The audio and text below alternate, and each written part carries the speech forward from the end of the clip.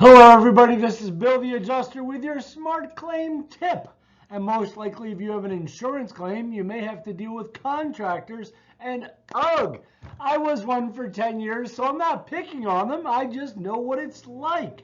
Involving the contractor in your repair process, all the communication or lack thereof, and how that affects your insurance claim. All right, number one, we have to deal with time frames. And time frames are important because the insurance company allows a certain period of time to get your property back together. So when you're working with a contractor, you have to have a very clear understanding of how long it will take from the time they order material to the time you can basically walk back into your property. Now, you may need some touch-up paint or some final knobs, but as long as you can get back into your property with a specific time frame, that's really the first important thing to deal with. All right. We've all dealt with pricing. Pricing changes. If you're buying a house now or having a house built, you're going to see price escalation clauses. And that means that the contractor, the builder, set the price based on pricing that they currently have. But if it goes up, you're responsible for it.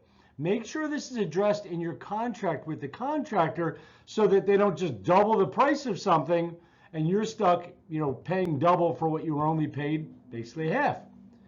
Supplemental claims. Now, supplements happen, meaning unforeseen things occur. So if it's unforeseen and it has to be done in order to do the repairs complete, take a lot of pictures, contact your adjuster or your insurance company to let them know what's going on and to file a supplemental claim, which may be covered under the original claim.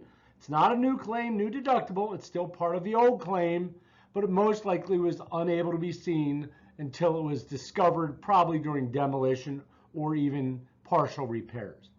Now, your satisfaction has nothing to do with the insurance claim.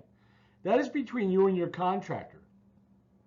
So if ultimately you're not satisfied with the work they did, that's really not part of your claim.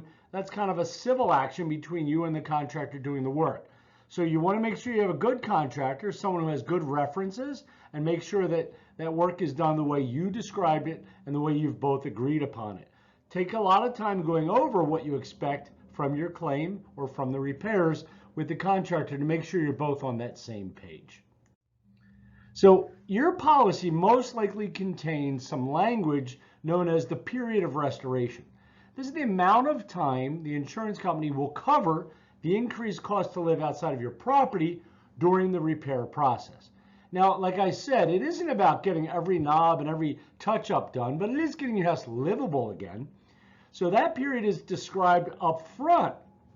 So if it says 3 months or 4 months, and you're 2 months into it, you can clearly see that you're not going to get done, and there's really good reasons for that. Like we went to order the cabinets and they were back ordered, and we went to call for a property inspection and the township inspector was on vacation for 2 weeks.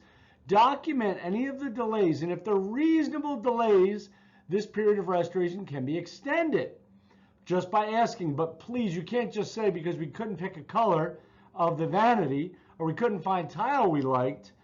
That usually doesn't cut it for paying for months and months more of additional coverage. Hope that helps for you. Keep those documents. Again, I'm Bill the Adjuster, and I really enjoy giving you these tips.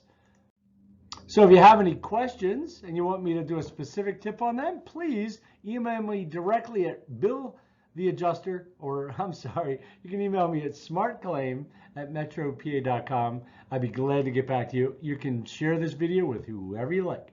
Thanks very much, everybody. Have a great day.